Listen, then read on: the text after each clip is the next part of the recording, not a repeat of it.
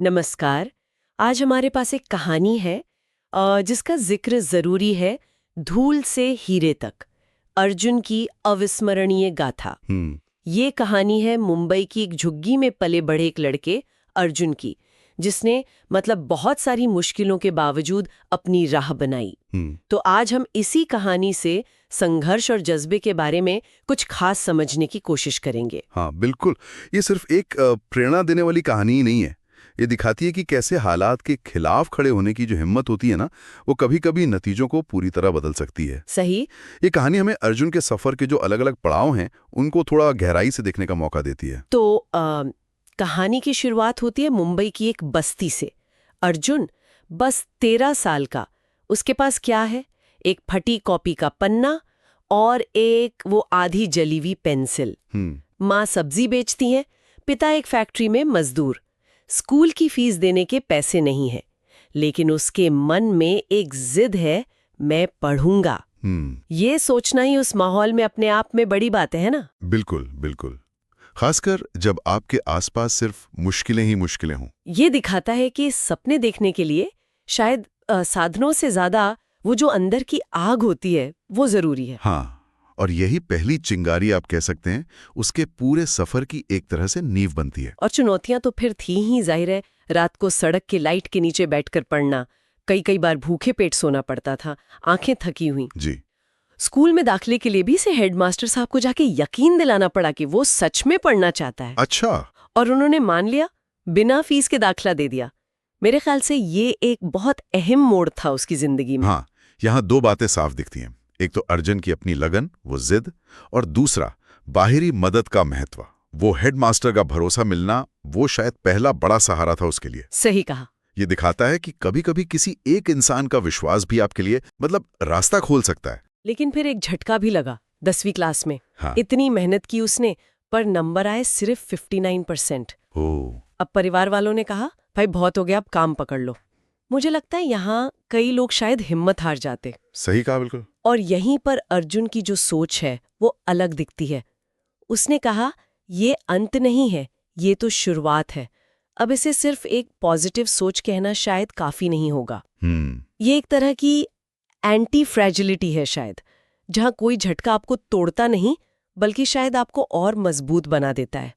असफलता को सीखने का एक हथियार बना लेना, ये बहुत कम लोगों में होता है। और फिर उसने अपना रास्ता ही बदल दिया। 11वीं-12वीं में विज्ञान चुना और लक्ष्य बनाया IIT, जो भारत के सबसे मुश्किल इंजीनियरिंग संस्थानों में से एक माना जाता है। जी। इसके लिए उसने बाकी सब कुछ छोड़ दिया, सिर्फ पढ़ाई, दिन रात पढ़ाई। ये तो समर्पण का बिल्कुल चरम है।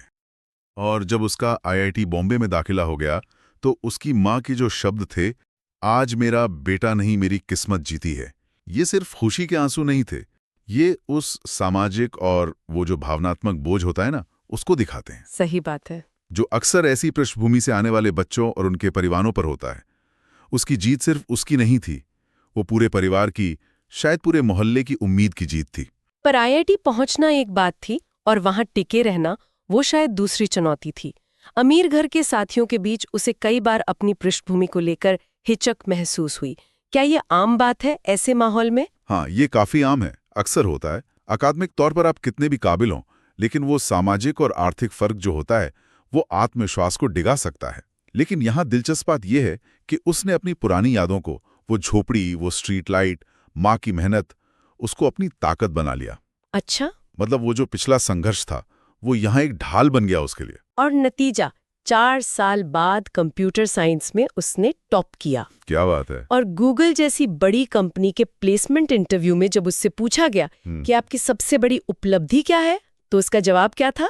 स्ट्रीट लाइट के नीचे बैठकर पढ़ना। कमाल का जवाब। ये जवाब ही पूरी कहानी का सार है। उसने अपनी सबसे बड़ी मुश्किल को ही अपनी सबसे बड़ी पहचान बना लिया। हाँ। ये दिखाता है कि अनुभव का मूल्य, खासकर वो अनुभव जो कठिनाई से पाया गया हो, वो किसी भी डिग्री से बढ़कर हो सकता है। उसे 45 लाख रुपए का पैकेज मिला, जो बहुत बड़ी रकम है, पर उसका वो जवाब, वो शायद उससे कहीं ज्यादा कीमती था। तो आखिर में इस कहानी से हम क्या लेकर जाएं? अर्जुन ने क्या किया, अपनी पहली तनख्वाह से वो वापस अपनी बस्ती गया और वहां गरीब बच्चों के लिए एक मुफ्त कोचिंग सेंटर खोल दिया। और यहीं पर ये कहानी सिर्फ एक व्यक्ति की सफलता की कहानी से आगे बढ़ जाती है। ये उस जिम्मेदारी की तरफ इशारा करती है जो शायद सफलता के साथ आती है, अपनी जड़ों की ओर लौटने की, अपने समुदाय के लिए कुछ करने की। उसका वो कोचिंग सेंटर खोलना दिखाता है कि असली सफलता शायद तब है जब आप दूसरों के लिए भी रास्ते आसान बनाते हैं, उनके लिए अवसर पैदा करते हैं। कहानी का संदेश तो बहुत साफ है। अगर सपने बड़े हैं तो मुश्किलें भी बड़ी होंगी, पर जो दिल से मेहनत करता है, हिम्मत नहीं हारता, उसकी जीत तय है। हालात चाहे जैसे भी हों, कभी हार मत मानो। बिल्कुल। और ये कहानी हमें सोचने पर भी मजबूर करती है ना, कि हम अपनी मुश्किलों और अपनी सफलताओं से मिले अनुभव का इस्तेमाल आखिर करते कैसे हैं। हाँ, ये सवाल तो है। क्या हम उसे सिर्फ अपनी तरक्की के लिए सहेज कर रखते हैं, या फिर अर्जुन की तरह उसे दूसरों के लिए प्रेरणा और अवसर बनाने का एक जरिया भी बनाते हैं?